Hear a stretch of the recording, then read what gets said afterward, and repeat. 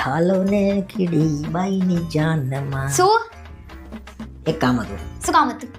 નવરાત્રી આવે છે તે તો દર વર્ષે આવે છે, તો કીધું ગરબા શીખવા જવું. પણ તમે તો ગાતા નહીં, તમે તો સોસાયટીમાં બેહી રહો છો.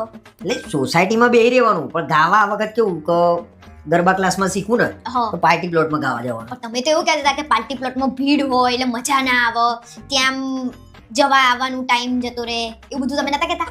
એટલે એ તો હવે કરવું પડે. જો ગાવાનો શોખ હવે મને થયો છે તો મેં કીધું લાવો ગરબા. સોસાયટીમાં કેમ નહીં ગાતા? ગાવાનો શોખ હોય તો સોસાયટીમાં ગવાય જ ને. પાર્ટી પ્લોટમાં મજા આવે, એમ ત્યાં મોટી સાઉન્ડ સિસ્ટમ ને બધું હોય ને યાર. કેમ કરી કરીને તમારે કેમ જોવું છે એ બધી ખબર છે મને. એ યાર આમાંય શંકા હોય. હવે શંકા નહીં તો હારું હેડો હું શીખવા આવું ગરબા. હું કરવું એ બધું તારે કરવાનું વાત લો, કરે છે. એમાં કે ખરાબ વસ્તુ છે? તમારે ક્યાંય બીજે જવાનું છે? ના, તમારે ભાઈ, ગરબા ના, ક્લાસીસમાં જો તો મારે ગરબા શીખવા છે, હું એ શીખે તમારી જોડે જોડે. આમાં કેવું છે, અમે ભાઈબંધોનું ગ્રુપ છે. બહાનું નહીં બતાવો. ગરબામાં ભાઈબંધો એવું કઈ ના હોય, એમાં બધા જઈએ સમજ્યા તમે? અને તમને શરમ નહીં આવતી? પણ મને શીખવા જવા દે, મને હું વાંધો જ તને. આ તમાર બેરિંગો જતી રહી છે હવે, અને આ પેટ લઈને તમે ક્યાં ઘાસો આમ પાર્ટી પ્લોટમાં? શરમે નહીં આવતી? આ તો શરીરે ઉતરી જાય ને મારું. અને તારે તો બરોબર છે, તારે ઉતરવાની જરૂર નહીં. તો તમારે કઈ ઉતરવાનું તો સ નહીં.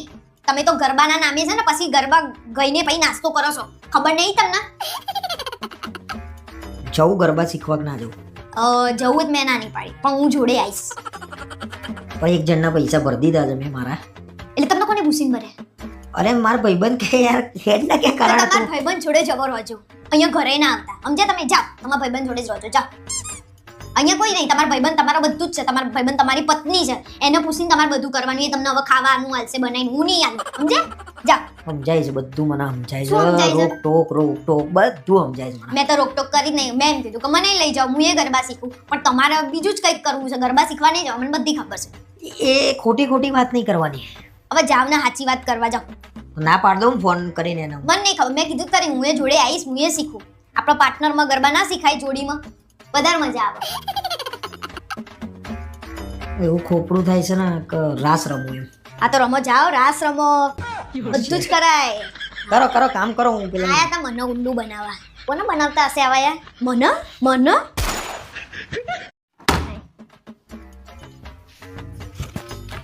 ભજનમાં મજા આવી ને તમને?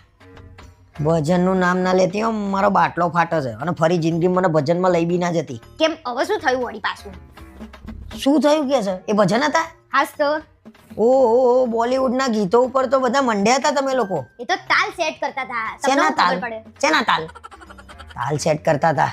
અને એટલે ફેશનની વહુ મળી, આ ભજન હતા? પેલા દેતો જા આશીર્વાદ દેતો જા, આ શું હતું? એ બધું જવા દો ને, તમે પ્રસાદ લીધી? એને પ્રસાદ કહેવાય.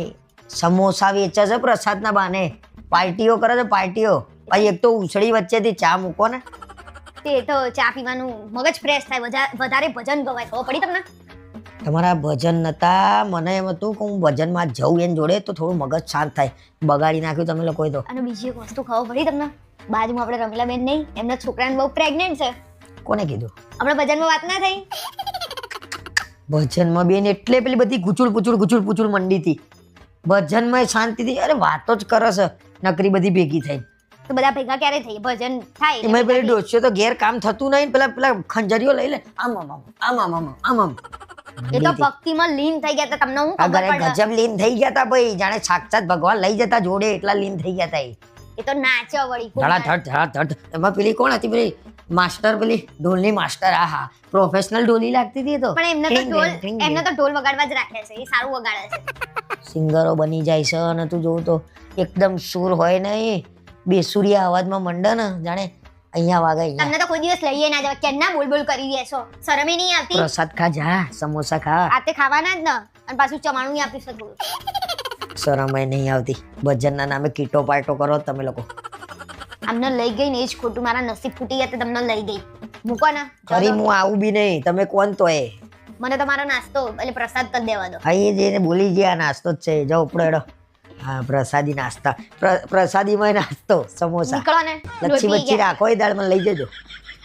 તો તમે ખાવા જાવ છો?